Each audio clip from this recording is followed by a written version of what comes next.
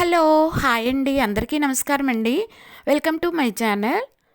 ఇప్పుడు యశోద కైలాస్ పులుగుర్త గారు రచించిన 'బాధ్యత విలువ' అనే ఓ చక్కటి కథను చెప్పుకుందామండి. ఇక కథలోనికి వెళ్ళిపోతే, ఏమోయ్ కామేశ్వరి, ఇప్పుడే అమ్మాయి ఫోన్ చేసింది బెంగుళూరు నుండి. నీకు అమ్మకు ట్రైన్ టికెట్స్ బుక్ చేస్తాను, ఏ రోజుకు చెయ్యను అంటూ నువ్వు స్నానం చేస్తున్నావని చెబితే తర్వాత నీతో మాట్లాడతానని అంది. సరే చెప్పు కామేశ్వరి, అమ్మాయికి ఏం చెప్పను? ఏ రోజుకి టికెట్స్ బుక్ చేయమనను? నువ్వు మంచి రోజు అది అంటూ అన్నీ చూస్తావు కదా. వద్దండి, బుక్ చేయొద్దని చెప్పండి, కాస్త విసుగ్గా సమాధానం ఇచ్చింది. అదేంటి కామేశ్వరి, అలా చెప్పేస్తే అమ్మాయి బాధపడదు? పడితే పడిందిలేండి, కాస్త కోపంగానే అందావిడ. లేకపోతే ఏమిటండి, అమ్మాయి దగ్గర నెల రోజులుండి వచ్చాం, వచ్చి 4 నెలలు కూడా కాలేదు, మళ్ళీ వెళ్ళడమా? నా వల్ల కాదండి బాబు. అక్కడకు వెళ్ళి దానింట్లో చాకరీ చెయ్యలేను, నాకు ఓపిక లేదు. మీరెన్నైనా చెబుతారు, మీకు కొన్ని అర్థం కావు. అది నా కన్న కూతురే కాదనను, కానీ ఎంతకని? నన్ను చూస్తేనే చాలు అది మరింత బద్ధకస్తురాలైపోతుంది. అది కాఫీ తాగేసిన కప్పు కూడా నేనే తీసి సింకులో పడేయాలి. భాస్కర్రావు ఆశ్చర్యంగా భార్య కేసు చూస్తూ ఉండిపోయాడు. భాస్కర్రావు కామేశ్వరమ్మ గార్లకు 2 పిల్లలు. కూతురు మాధవి బెంగళూరులో ఉంటుంది. అల్లుడు అక్కడ సీమెన్స్ ఇండియాలో ఇంజనీర్గా పనిచేస్తున్నాడు. కూతురికి 2 పిల్లలు. కొడుకు పవన్ పూణేలో సాఫ్ట్వేర్ ఇంజనీరు. కోడలు శ్వేత కూడా వర్క్ చేస్తుంది. వారికి ఒక్కడే కొడుకు, 2 ఏళ్ల వయస్సు. వాడిని వారింటి దగ్గరే ఉన్న డే కేర్లో దింపి ఇద్దరూ ఆఫీస్కు వెళ్ళిపోతారు. మాధవి పెళ్లికి ముందు జాబ్ చేసేది. అసలే బద్ధకస్తురాలు కావడంతో పెళ్ళైన తర్వాత జాబ్ మానేసింది. కూతురికి 2 పురుళ్ళు పోసి పుట్టిన పిల్లలకు 6 నెలలు నిండే వరకు అక్కడే ఉండి వచ్చారు భార్యాభర్తలిద్దరూ. 2వ కాన్పుకి నేను రాలేనే బాబు, మీ అత్తగారిని పిలిపించుకో అంటే ససేమిరా నువ్వే రావాలని మంకు పట్టింది. కన్న హృదయం ఊరుకుంటుందా? వెళ్ళక తప్పలేదు. తర్వాత నుంచి ప్రతి 6 నెలలకు రమ్మనమనడం, 2 నెలలు ఉంచేసుకోవడం. ఆ ఉన్న 2 నెలలు కూతురింట్లో ఒక్క నిమిషం కూడా విశ్రాంతి లేకుండా యంత్రంలా పనిచేసేది. తల్లిని చూస్తేనే మాధవికి ఎక్కడ లేని బద్ధకం వచ్చేసేది. ఏమిటో ఈ పిల్ల అనుకోకుండా ఉండలేకపోయేవారు కామేశ్వరమ్మ గారు. పొద్దుటే లేవటం, కాఫీ టిఫిన్ల దగ్గర నుంచి వంట చేయడం, అల్లుడికి లంచ్ బాక్స్ కట్టివ్వడం, మనవరాలికి కిండర్ గార్డెన్ స్కూల్కి తయారు చేయడం, దానికి పాలు పట్టడం, టిఫిన్ తినిపించడం, దాన్ని పంపాక సంవత్సరం నిండిన మనవడు నిద్ర లేవగానే వాడిని బుజ్జగిస్తూ బ్రష్ చేయించటం, పాలు పట్టడం, స్నానం వగైరాల బాధ్యత అంతా తనదే. కూతురు మాత్రం ఉదయం 8 అయితేనే గానీ నిద్ర లేచేది కాదు. పొరపాటున కూడా అమ్మ వాడికి స్నానం నేను చేయిస్తాను అనేది కాదు. ఎక్కడి బట్టలు అక్కడే, మంచం మించి లేవగానే బెడ్షీట్స్ కూడా మడిచి పెట్టదు. పిల్లల బట్టలు తన బట్టలు గుట్టలు గుట్టలుగా పడేయడం, ఏమైనా కావాలంటే ఆ గుట్టల మధ్యలో నుండి బరబరా లాక్కోవడం. తనకి అలా ఉంటే నచ్చదు. మధ్యాహ్నం భోజనాలు అయ్యాక పిల్లల వార్డ్రోబ్స్, మాధవి వార్డ్రోబ్స్ తీసి అన్నీ ఎక్కడొక్కడ నీట్గా సర్దేది. 2 రోజుల తర్వాత చూస్తే మళ్ళీ యథాప్రకారం. అంతకీ మధ్య మధ్యలో అంటూనే ఉండేది, నీట్గా సర్దుకోవే అని. ఊకొట్టడమే కానీ పని శూన్యం.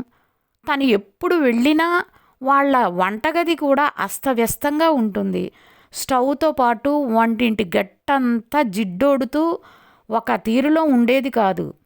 తను వెళ్ళగానే ముందు వంటిల్లంతా ఎక్కడికక్కడ సర్దుకొని గట్టు స్టవ్ శుభ్రంగా తోమి కడుక్కున్న తర్వాత కానీ వంటలోకి దిగేది కాదు. చెప్పాలంటే అల్లుడు అనంత్ చాలా మంచివాడు. అతనికి శుభ్రత అంటే ఎంత ప్రాణమో. అతను ఇంట్లో ఉంటే ఏదో ఒకటి సర్దుతూనే ఉంటాడు. అతను అలా సర్దుతూ ఉంటే ఊరుకోలేక తను ఎంతో కొంత అతనికి సహాయం చేస్తూ ఉండేది. మాధవి మీద నవ్వుతూ తనతో కంప్లైంట్ చేస్తూ, చూడండి అత్తయ్య గారు, తన బట్టలు తనే సర్దుకోదు, అన్నీ ఎలా పెట్టుకుంటుందో చూడండి, తనవి కూడా నేనే సర్దాలన్నట్టు చూస్తుంది. అనగానే మాధవి కోపంతో రుసరుసలాడటం, తను సర్ది చెప్పడం చేసేది.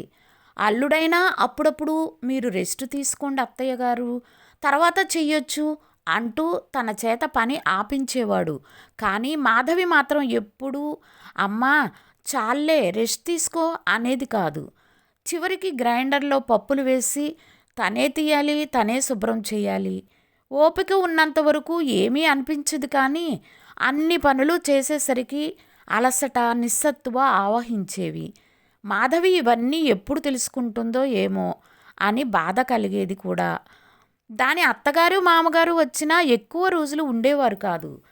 ఎందుకంటే ఆవిడే అన్నీ చేసుకోవాలి మరి. ఇక్కడ అందరికీ నడుం వంచి పొద్దుట నుంచి సాయంత్రం వరకు చాకరీ చేసే బదులు ఆవిడ ఇంట్లో తనకి తన భర్తకు చేసుకోవడం ఎంతో హాయిగా ఉంటుంది కదా. కానీ వాళ్ళు వచ్చేది తమకు చాకరీ చేయడానికే అని పిల్లలు అనుకుంటే ఎలా? అయినా పెద్ద వయసు వచ్చాక కూడా ఎన్ని రోజులు చాకరీ చేయగలరు ఎవరైనా మాత్రం? ఏ అత్త కోడలిని కూతురులాగా చూసుకోదు, అలాగే ఏ కోడలు అత్తగారిలో తల్లిని చూడాలనుకోదు అంటారు అందరూ. కానీ తన కోడలి విషయంలో కామేశ్వరమ్మ గారు చాలా అదృష్టవంతురాలు. కూతురు దగ్గర ఎంత అసంతృప్తిగా గడుపుతుందో కూడుకు కోడలు దగ్గర అంత ఆనందంగా ఉంటుంది. తాము అక్కడ ఉంటే శ్వేత ఆఫీస్కు వెళుతున్నా పొద్దుటే లేచి చాలా వరకు పనులన్నీ పూర్తి చేసేసేది చకచక. తన కాయగూరలు కోసి ఇస్తే ఎంతో ఆనందపడిపోయేది. ఏ కాస్త సహాయం చేసినా అగ్గగ్గలాడిపోతుంది. నేను వచ్చాక చేసుకుంటా కదత్తయ్య, మీరు రెస్ట్ తీసుకోండి అంటుంది. కోడలే అన్నీ చేసి పెట్టాలన్నట్లు తాను ఉండేది కాదు. అలా ఉండటం తన స్వభావం కూడా కాదు. మాధవి ఇంట్లో చేసినట్లుగానే అక్కడ చేయాలని ప్రయత్నించినా శ్వేత అడ్డుకునేది. కాస్త సహాయం చేసినా ఆమె ముఖంలో ఎంతో ఆనందం కనిపించేది. అయ్యో మీరు చేశారా అత్తయ్య అంటూ ఆరాటపడిపోయేది. ఇల్లు చక్కగా నీట్గా ఉంచుతుంది. ఇంట్లో ఉన్న సమయంలో రెస్ట్ తీసుకోవాలని అనుకోదు. ఏదో ఒకటి సర్దుతూనే ఉంటుంది. తన కొడుకు ఆఫీస్ నుంచి లేటుగా వస్తాడు. ఈ లోపల ఇంట్లోకి కావలసినవన్నీ చూసుకుంటుంది. అయ్యో ఈ వస్తువు లేదే అనుకోకుండా చక్కగా ప్రణాళికాబద్ధంగా సంసారాన్ని తీర్చిదిద్దుకునే తీరు చూసి ముగ్ధురాలవుతుంది ఆవిడ. మాధవి శ్వేతల సంసారంలోని వ్యత్యాసం కొట్టొచ్చినట్లు కనపడుతుంది. ఇదంతా పెంపకంలో ప్రభావమా అంటే కానే కాదు అనుకుంటుంది ఆవిడ. కామేశ్వరమ్మ గారి చిన్నతనంలో ఆమె తల్లిదండ్రులు పెళ్లి చేసి అత్తవారింటికి పంపిస్తున్నప్పుడు తనకు ఎన్నో నీతి బోధలు చేయడం గుర్తొచ్చింది. చిన్నతనంలోనే పెళ్ళైపోయింది కాబట్టి ఆవిడ ఎక్కువగా చదువుకోలేదు. అయినా ఆవిడ మాధవికి చిన్నతనం నుంచే అన్ని పనులు నేర్పించింది. అలాగని అతి గారాబం కూడా చేయలేదు. నిజానికి ఇప్పటి తరం పిల్లలు ఎంతో విద్యావంతులు. వాళ్లకు తెలియని విషయం అంటూ లేదు. అంత మెచ్యూరిటీ ఉన్న పిల్లలు పెళ్ళయి ఏ లోటు తెలియకుండా సంసారం చేసుకునేటప్పుడు పెద్దవారి పట్ల కాస్తంత కనీస సంస్కారం కూడా లేకుండా ప్రవర్తించటమే చాలా బాధగా ఉంటుంది. ఆ మధ్య కామేశ్వరి గారి స్నేహితురాలు ఉమాదేవి గారు కూతురు డెలివరీకని అమెరికా వెళ్ళి తిరిగి వచ్చేసరికి పేషెంట్లా వచ్చింది. ఏమిటండి అలా అయిపోయారు అనగానే పాపం ఆవిడ కళ్ళలో సన్నటి కన్నీటి తెర. ఇంకాస్త ఆప్యాయత చూపిస్తే తనను పట్టుకుని ఏడ్చేటట్లుగా అనిపించింది.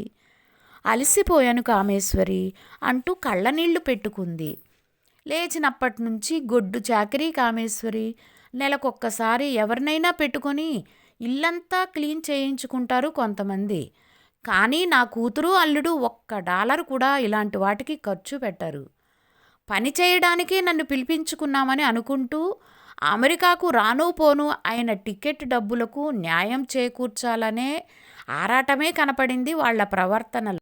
డిష్ వాషర్ లోడింగ్లు, అన్లోడింగ్లు, లాండ్రీ, బట్టలు మడతపెట్టడం, వంట, వార్పు, పసిపిల్లవాడి సంరక్షణ, మధ్య మధ్యలో ఇంటికి అతిథులను పిలిస్తే వాళ్ల భోజనాలు, ఎంత చేసినా తరగని చాకిరీ.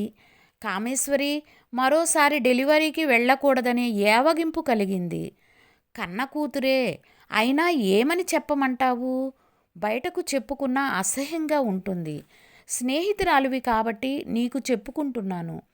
సొంత పిల్లలు వారి తల్లిదండ్రుల పట్ల ప్రవర్తించే తీరు ఆప్యాయంగా ప్రేమగా ఉండాలి కానీ నిర్లక్ష్యంగా కఠినంగా ఉండకూడదంటూ చెప్పుకొచ్చింది.